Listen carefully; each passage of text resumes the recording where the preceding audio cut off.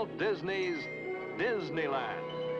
When you wish upon a star, makes no difference who you are. Each week as you enter this timeless land, one of these many worlds will open to you. Tomorrowland, promise of things to come. Fantasyland, the happiest kingdom of them all. Frontierland, tall tales and true from the legendary past. Adventureland, the wonder world of nature's own realm. Presenting this week from Adventureland, the best doggone dog in the world.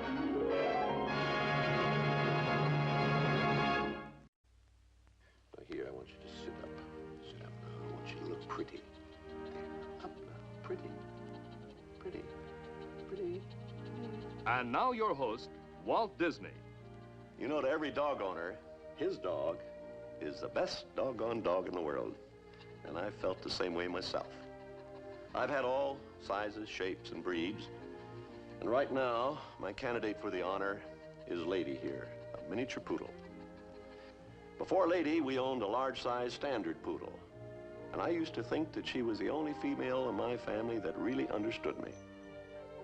I've always had some kind of dog around. In fact, when I was a boy delivering papers back in Kansas City, I had a whole army of them. I used to buy bologna, and all along my paper route, I'd have dogs waiting for me, and the bologna. They were all mongrels and moochers, but good pals just the same. Later on, we had little cockers, big shepherds, and a Keys hound. And when my daughters were small, a chow. And you couldn't want a better guardian for children. Every one of my dogs at the time was the best doggone dog of all. And now, it's little Lady. She's small, but she's easy on the bric-a-brac. Around the house, she's a personality in her own right. In fact, I had a little trouble getting her to appear on this program with me. You know, she watches television herself, and so she insists on some dogs out there in the audience. If you have a pooch who's a member of your family, invite him in. Let your dog have a front row seat, because this hour is going to be all about dogs and the wonderful things they do. There now, Lady. Are you satisfied? Can we go on with the show? A little later, we'll present the story of some amazing collies that help herd sheep in Arizona. Then we'll touch Texas, the Texas of frontier times, when we bring you some preview scenes from our motion picture, Old Yeller. Like a lot of dogs, Old Yeller wasn't much to look at.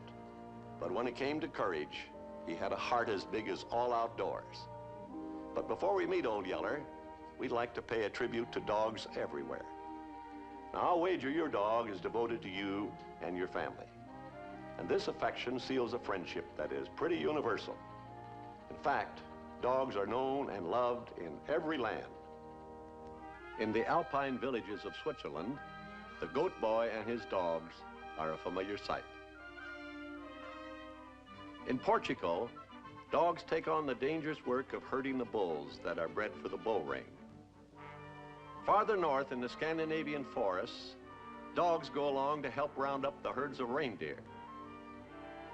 And in the land of the Eskimo, dogs are the motive power for all transportation. Often a good dog team means the difference between life and death. There seems to be a special affinity between dogs and kids, and this rule applies everywhere, from the frozen wasteland of the far north to warmer climes farther south.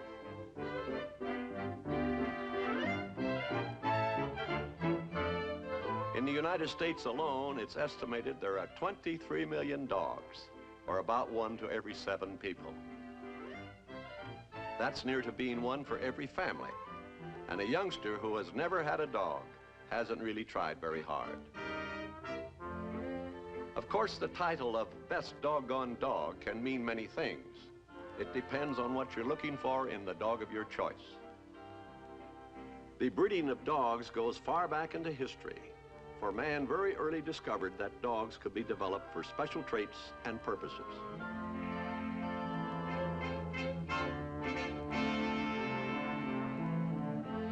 In spite of the fact that we think of it now as a pet, the poodle was first developed for hunting. In fact, the famous poodle cut was originally used to give the dog greater freedom in the water as a retriever. The bulldog was originally what his name implies, a dog to fight bulls.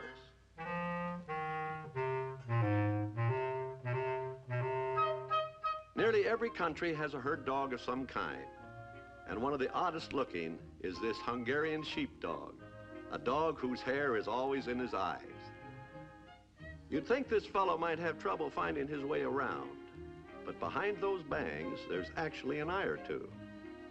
And this character is quite used to looking at the world through a curtain of hair.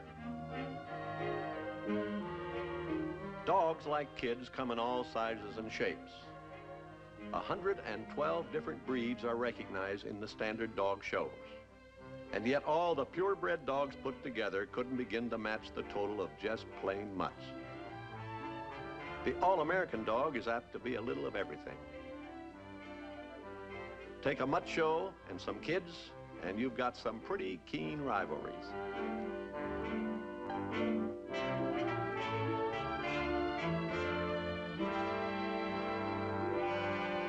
King for a day, today and every day. Dogs are quick to learn and easily trained, and nearly every dog can do tricks of some sort. Sit up, lie down, roll over. These are some of the first commands a dog learns to obey. For some dogs, all this is amateur stuff. They are the professionals who end up with a career on the stage.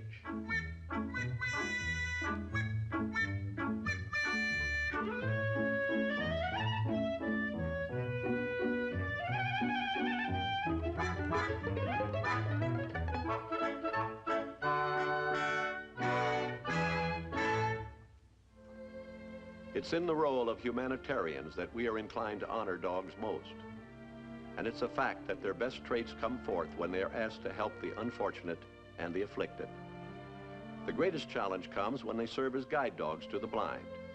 Here is where intelligence and devotion are put to their finest test. In these scenes filmed at a training school, a guide dog is taking his final examination.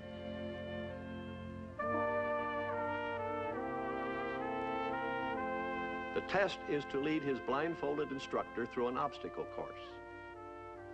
The guide dog must not only look straight ahead, but overhead too. He must know his master's height and not lead him into overhanging obstructions. On a city street, this could well be an awning, which he must go around.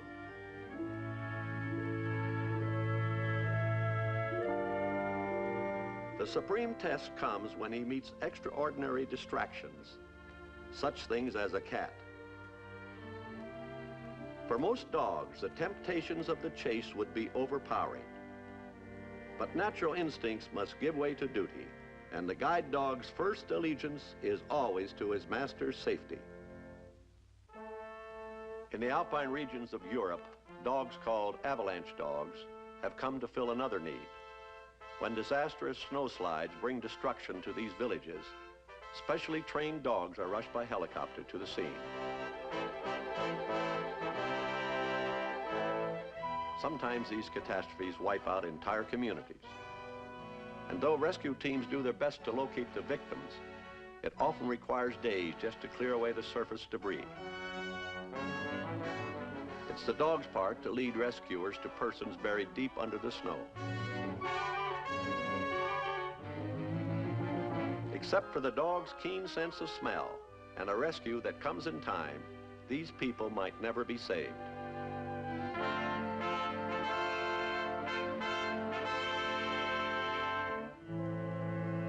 The bloodhound stock and trade is also a sensitive nose. And these two, belonging to Russ Cohn of Los Gatos, California, are well known all up and down the Pacific coast, for they helped track down 75 persons lost in rugged country like this. In this reenactment, 2 children were given a long head start and instructed to hide in the deep woods. Then a rag doll belonging to the little girl was shown to the dogs. This is their clue. any article bearing the scent of the person they are expected to find. These dogs, called Daniel Boone and Calamity Jane, are old hands at this game, and they go about their business with amazing efficiency.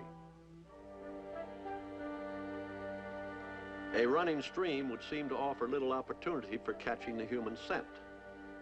In fact, it's an old but mistaken belief that bloodhounds cannot follow a trail through water. But a river is no puzzle to them, as we shall see in a moment.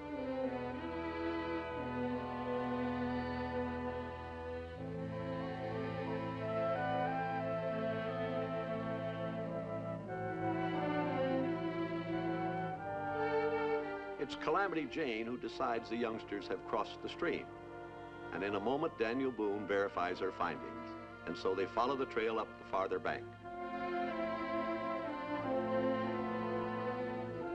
Even the sudden appearance of a deer cannot distract these dogs.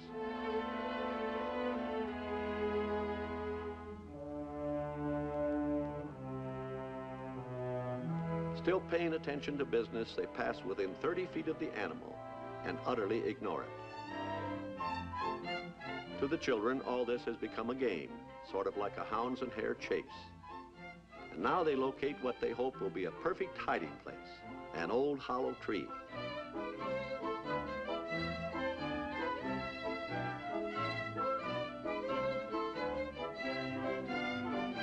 Well, it might have been the perfect hideaway with any other dogs than these. All this, of course, was only a reenactment, but nobody could express more gratitude at being found.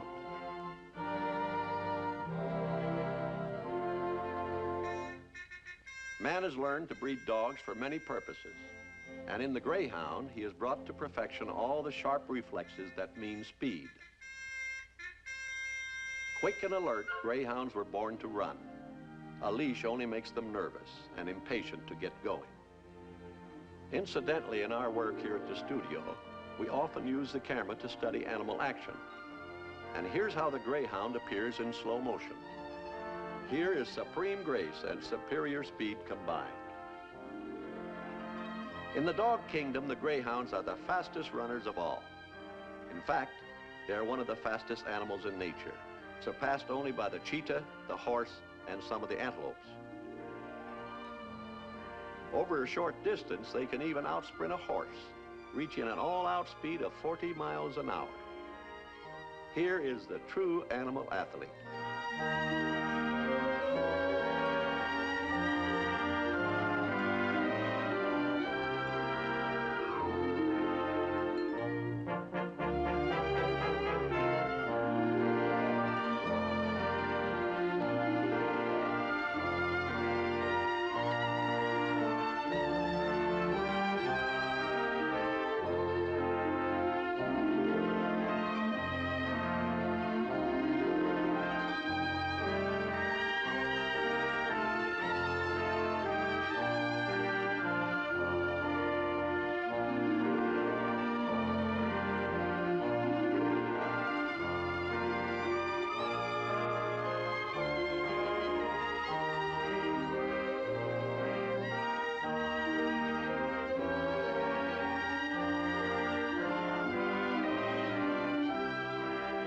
The dog, in his many shapes and forms, has always had man's respect and admiration.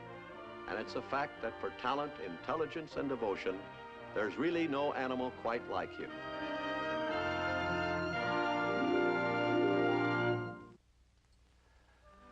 Our motion picture, Old Yeller, was taken from this book by Fred Gibson, who based his story on the true tales his parents used to tell about frontier dogs.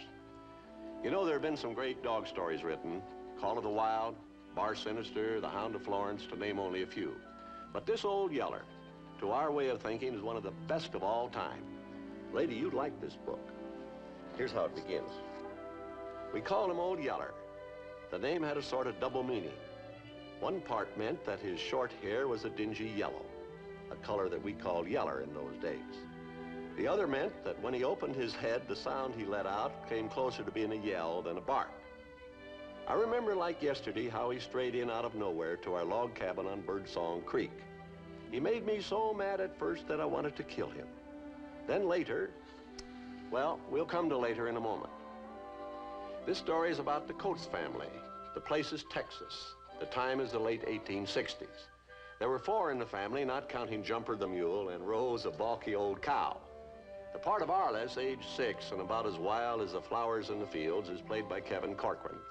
His brother Travis is portrayed by Tommy Kirk, and Fess Parker stars as the father.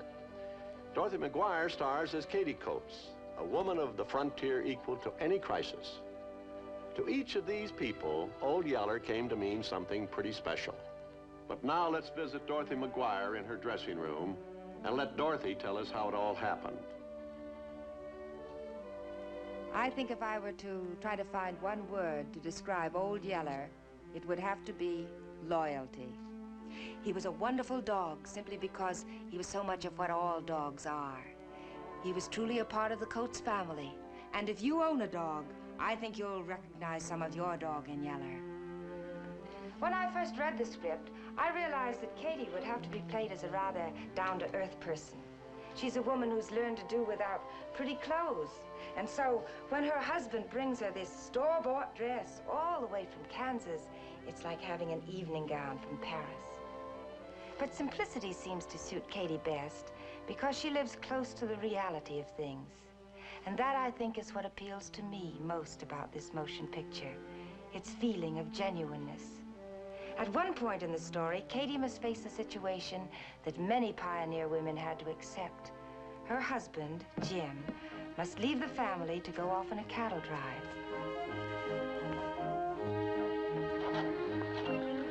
Bye, Katie. Goodbye, Jim, dear. There Katie was, her man gone, a family to look out for, and all the routine chores of a frontier farm to be done.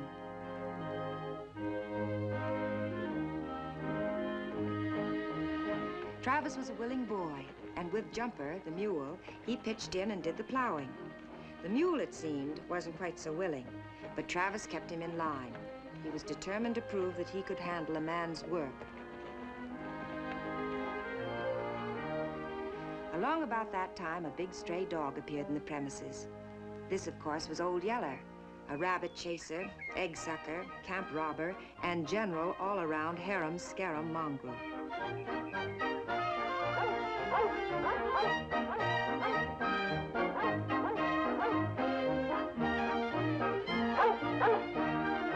Whoa!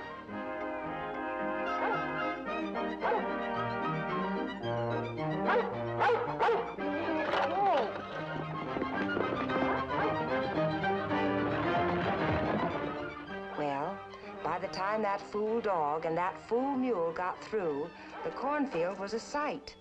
And the fence was broken down, and worst of all, poor Travis was made to look foolish.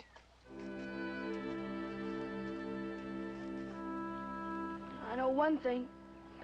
That old dog better not come around here while I got me a gun in my hands. There came a day when Travis changed his mind about Old Yeller.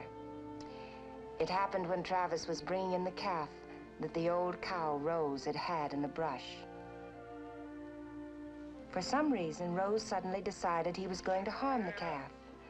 She took out after Travis, and Yeller took out after Rose.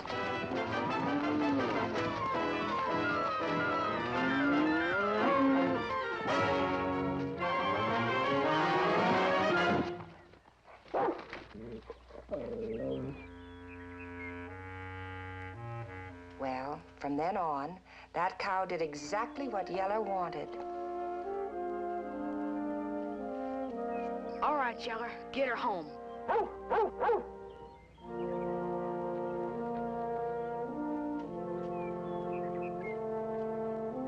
If Yeller thought he had found a friend in Travis, in little Arliss, he found a real pal.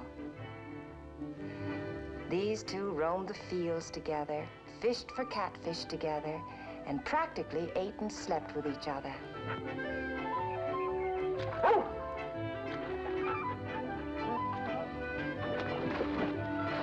on, Yeller, boy, get him!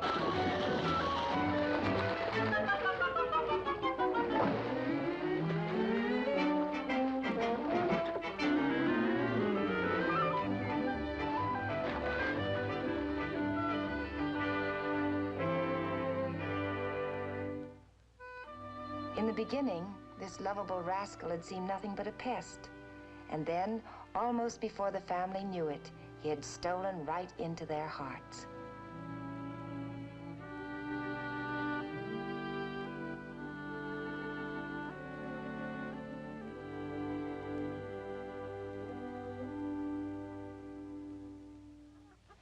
Then there was the day the Coateses thought they'd lost Old Yeller for sure. A man named Sanderson rode up and claimed him. Said the stray dog was his. Said he was the best cow dog that ever was. Katie knew that, of course, and she also knew that they'd have to give him back. But Alice wouldn't stand for it. That's my dog! You can't take my dog!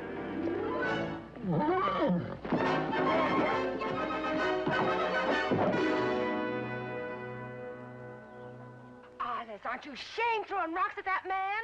I'll bust him with another and if he takes my dog off. Alice. Maybe he's right, ma'am. Man comes to take my dog off, I'd throw a fit too. Let me talk to this boy a minute. Well, boy? Go on, Alice. Go on.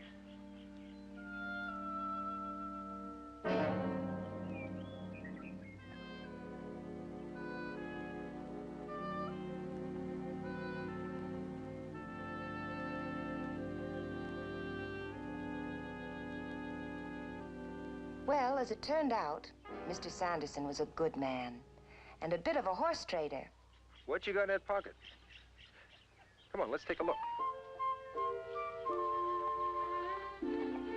Result?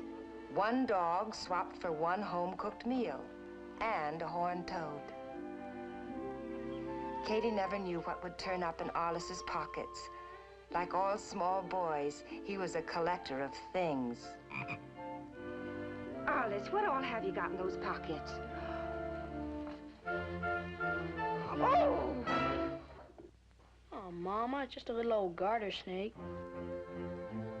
Alice, it seemed, was the kind who would pick up anything. Go and get some bread. Here. Come on. A little closer. Come on. I'll give you some more bread. Come on. Come on. Come on. Come on.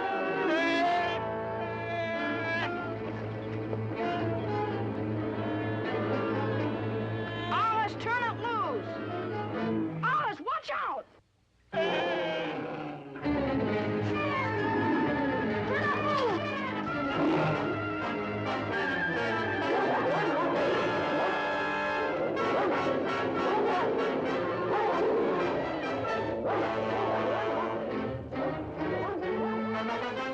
If it hadn't been for Old Yeller, Alice might have been killed by the enraged mother bear. But a good dog is like that. He will stick by you. And that's the way it was with Yeller. Then there was the time the wild pigs cut up Travis.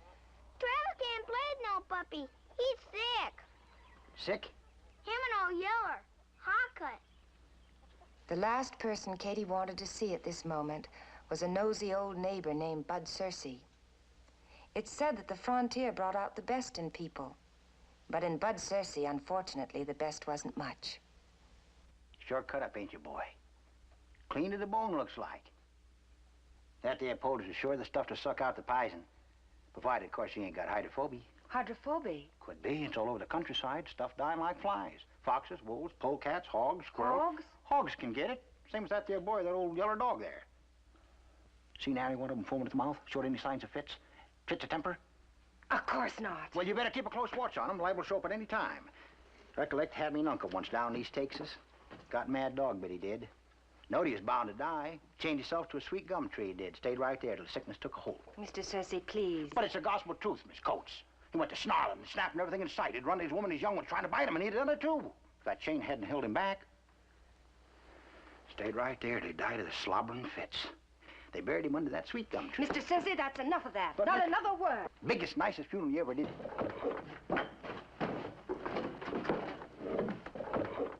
Seems like nothing ever turned up too big for old Yeller when it came to guarding the family, like the night the wolf came. Let's quit eating with that nasty old pup.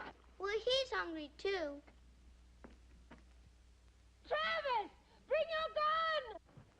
Travis! Travis! Bring your gun! Travis!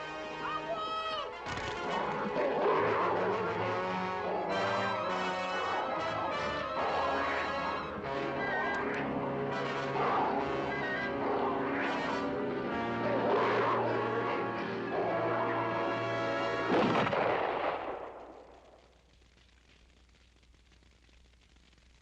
We're ready, Miss McGuire. Thank you, I'm coming. Well, there isn't time for more. I must go now. We've one more scene to do. The one where I get to wear my store-bought dress. You know, this role has really kept me on my toes. When one takes on small boys and dogs, one has real competition. They're the world's greatest scene stealers. Goodbye.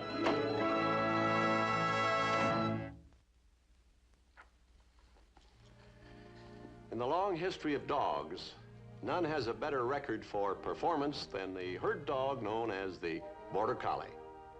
Originally, they were used along the Scottish border to tend the flocks that roamed that rugged terrain. Wherever sheep are raised, there the Border Collie has a job waiting. This holds true from Scotland to Australia and even in the arid desert country of Arizona. In the vast spaces of the Navajo Reservation, a sheep herder would be almost helpless without his trusty collies. So ingrained is their herding instinct that they will herd anything they set their mind to, even a creature as tiny and wild as a chipmunk, as we shall see in the story we present now. Every year at this time in the Navajo sheep country of Arizona, the flocks are ready to be sold. Whole tribal families, such as Blue Coyote and his wife and children, bring their herds into the nearest trading post area to wait for buyers. The goats are always a problem at selling time, and although the Indians try to separate them from the sheep, they always manage to outsmart the herders and get back into the flocks. This has been a dry year. These Indians know they must sell now if they're to make any profit. As they come in, the sheep are run through a narrow chute so they can be counted. This little fella's already counted his. Of course, some always spend their cash before they make it. You notice that in Navajo country, the whole family goes along on the business trips. Hey, Blue Coyote scouts the first buying prospect in the distance. On second glance, it's an old customer. He turns up here regular about this time of year with his mule and his 2 border collies.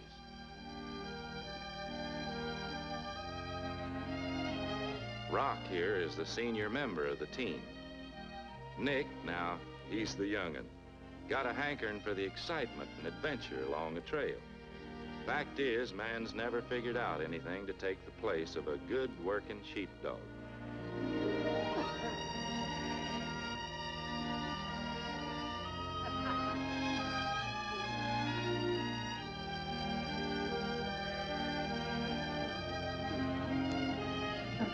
The first deal, being the first, always stirs up the most interest.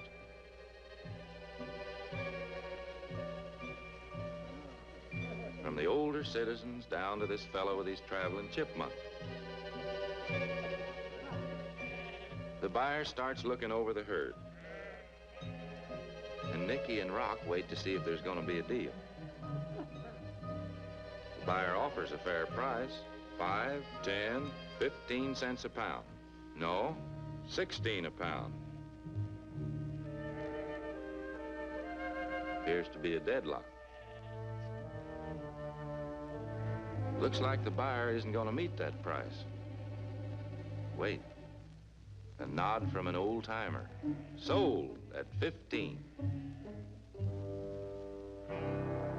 All right, let's get to work. Rock, Nick, in slow and ease out the goats.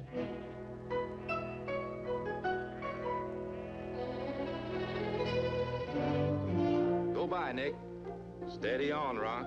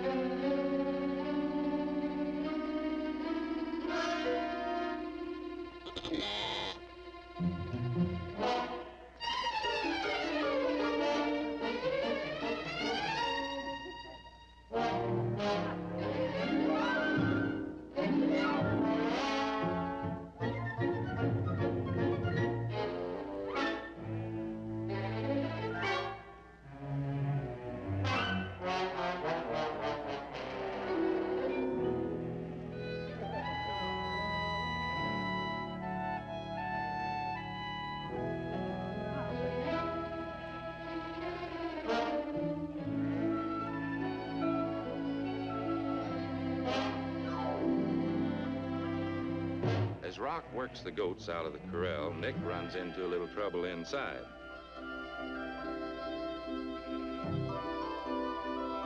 A nanny goat isn't going to budge, and a look around tells Nick why. Her twins have got separated.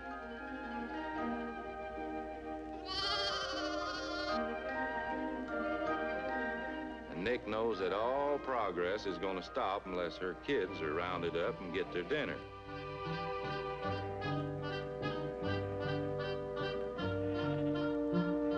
While all attention is on the dogs, nobody notices that a certain chipmunk cage has come open, except the chipmunk.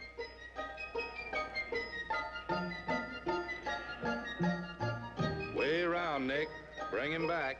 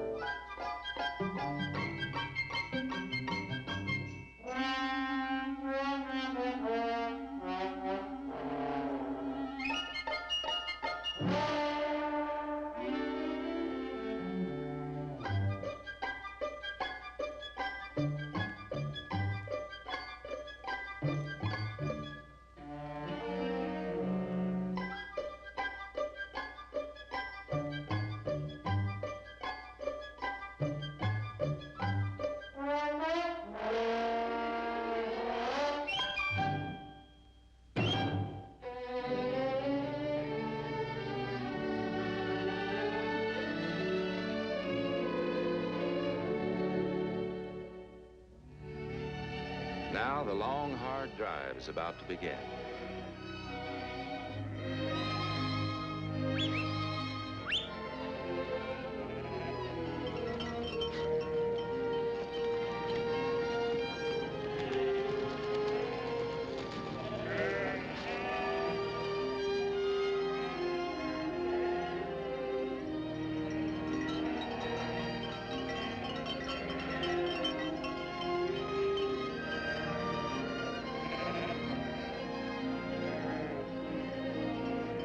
Well, the Navajos have made their profit on the sale. The buyer will, only if he and his dogs get this herd to pasture and water. And there's a lot of dry country in between.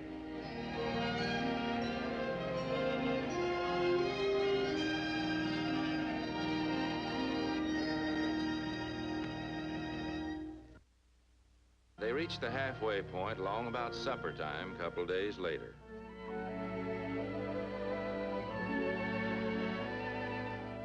There isn't a lot of grub to go around, but they all share and share alike.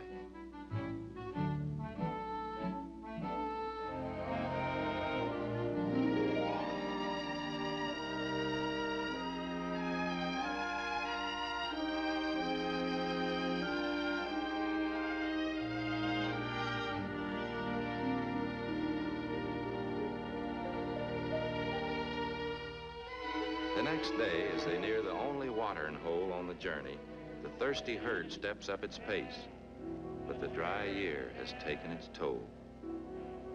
The few drops of water left in the trough only make them thirstier and a lot more restless.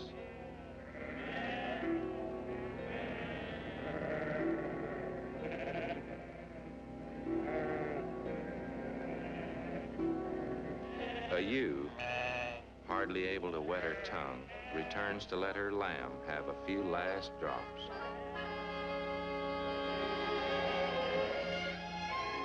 Five sheep catch the smell of distant water and stray off to find it.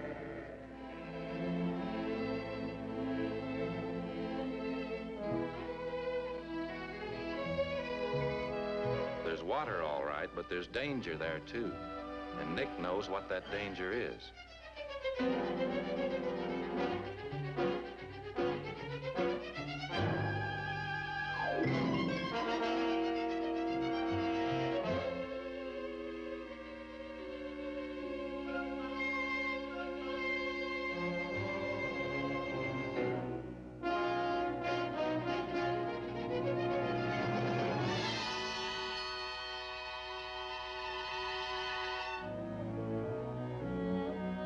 There it is, water.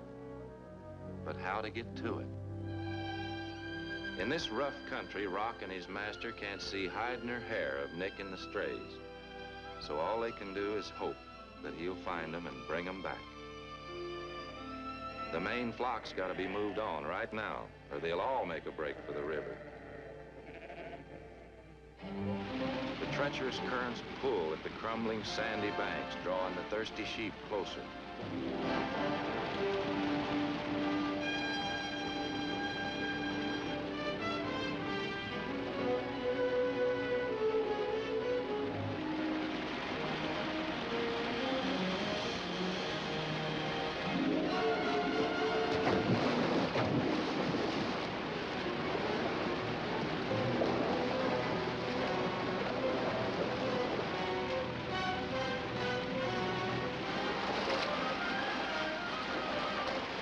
Sheep wool takes on water like a sponge, and the added weight will pull them under unless Nick can manage to get them out.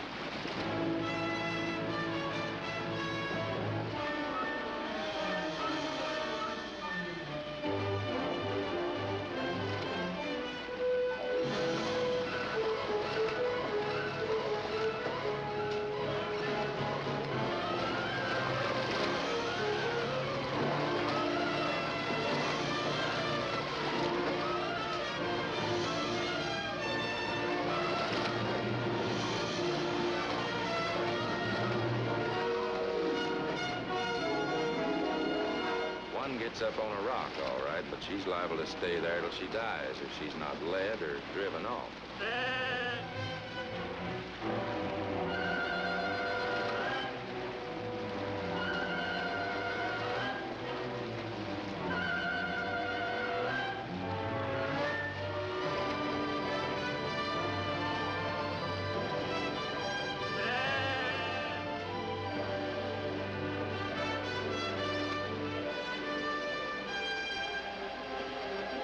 Since there are no other sheep for her to follow, Nick knows that if he can get the front part moving, the back will follow her along.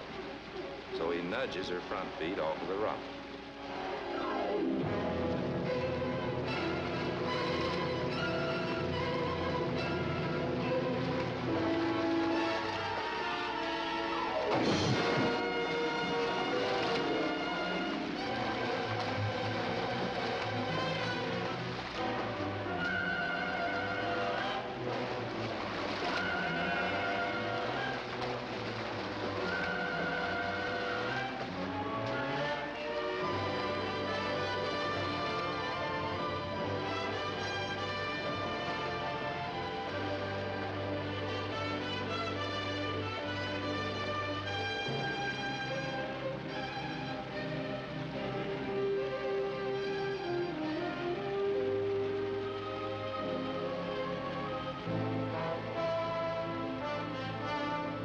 They wanted water, and they got it. But here they are, in a boxed-in canyon. Now, how to get out? The place is full of blind trails that lead nowhere. This one looked good, but it didn't pay out. Nope, another blind alley, and a new problem. Here they are on a narrow ledge without sense enough to turn around or back up. Nick's gonna have to squeeze up front and get their heads turned around. Then they'll get going.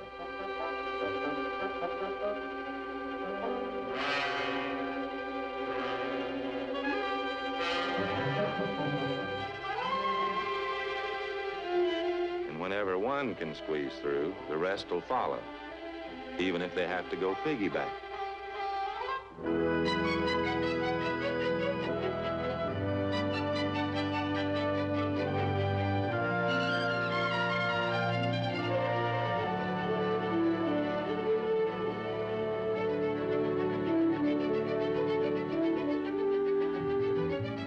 Almost by chance, he discovers a half-hidden cave-like trail that looks like it might furnish a way out, and it does.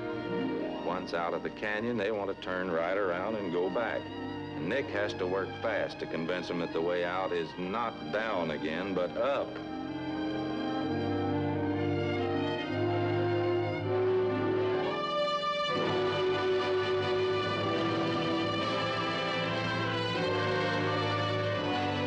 As the daylight fades, Nick urges his little band up to a sheltered place for the night.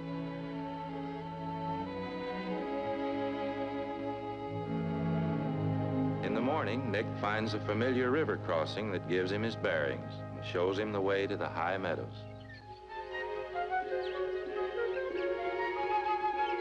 And here's the old footbridge where he and Rock and their master have brought so many sheep across. Only this time, his master isn't there to open the gate.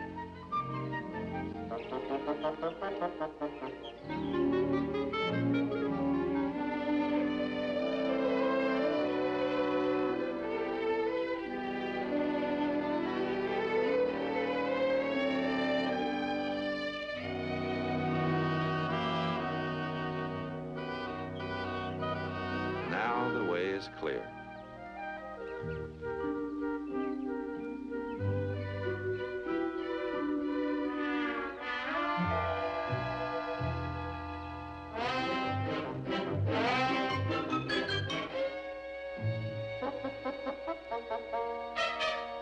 This is a game of bluff, up to a point.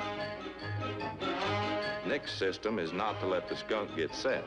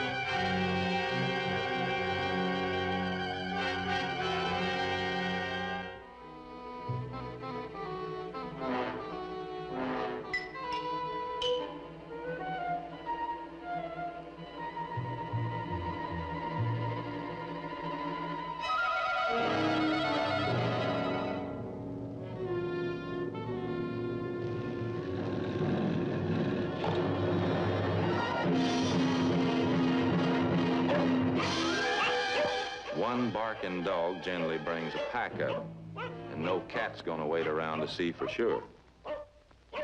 The sheep was almost half choked and plumb scared to death, but aside from that, she's all right, and Nick's not gonna let her stop and think about it.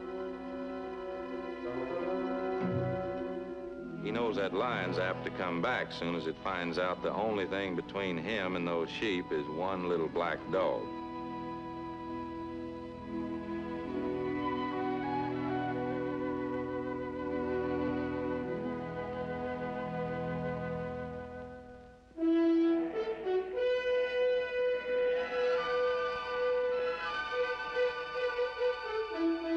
Meanwhile, Rock and his master got the big flock through all right, and they've joined other herders and their dogs and taken advantage of the good grasslands.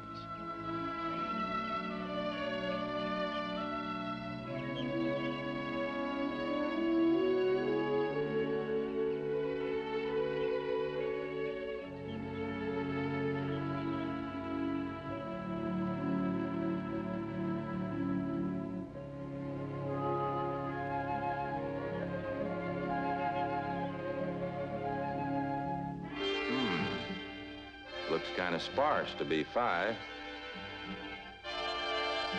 Yes, sir. That shook up one must have laid down somewhere to rest again.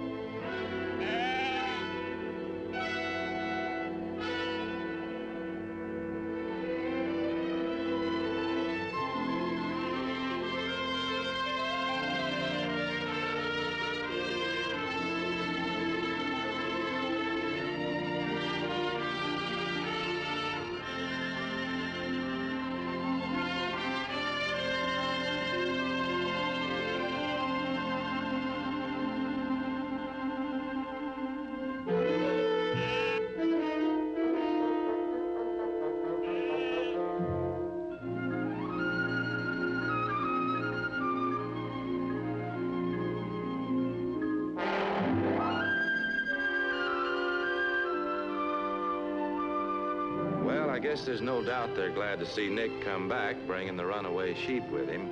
But there wasn't too much fuss kicked up about it. Fact is, that's just what they expected him to do. That's his job.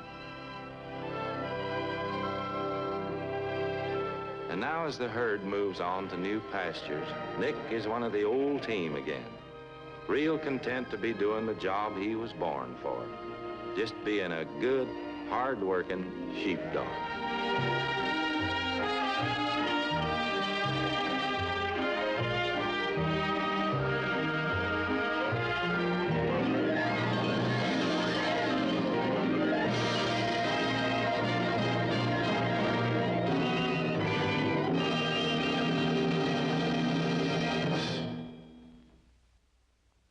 Next week, our program comes to you from Fantasyland.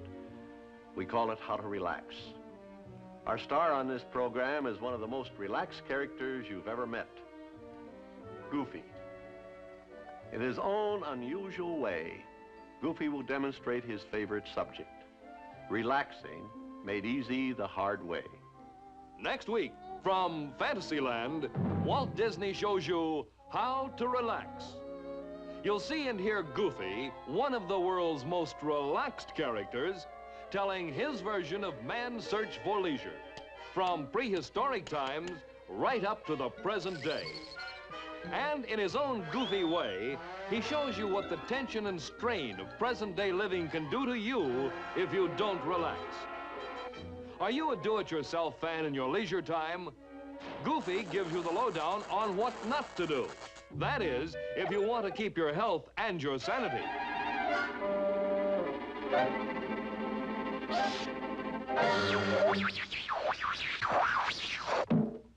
Perhaps you seek relaxation in hobbies. Goofy tells you all about them, from collecting buttons through amateur photography.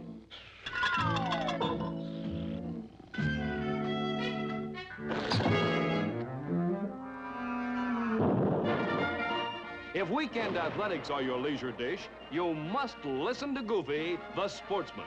He's master of them all. Riding, tennis, skiing. And he has a bag full of tips for spectator sportsmen, too, especially hockey fans. Boots has got it. He's down the ice, tries for a shot at the net, but the goalie puts up a stout defense, knocking it away for a beautiful save. Here comes Colin Negrotti fighting for the puck. There's the shot, and he scores! No, no, no, look at that stop. Nothing ever gets past that goalie. For the demon driver on vacation, Goofy shows you how to enjoy perfect relaxation on the highway. What roads to travel, what motels to choose.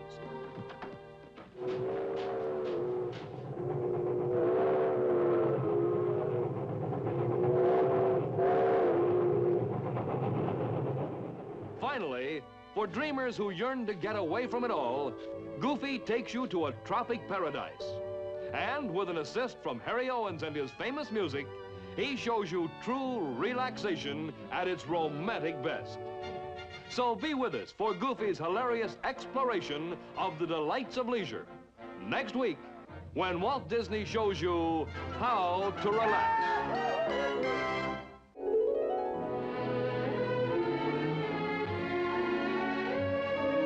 Soon, Walt Disney's Old Yeller.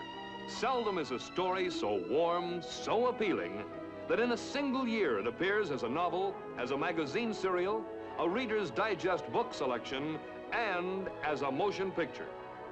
Such is Old Yeller, Fred Gibson's exciting story of an old Yeller dog that made a habit of saving the lives of a frontier family. Old Yeller, co-starring Dorothy McGuire and Fess Parker, and introducing a big, homely, thieving rascal who'll steal his way into your heart. Walt Disney's Old Yeller, soon in theaters everywhere. This has been an ABC Television Network film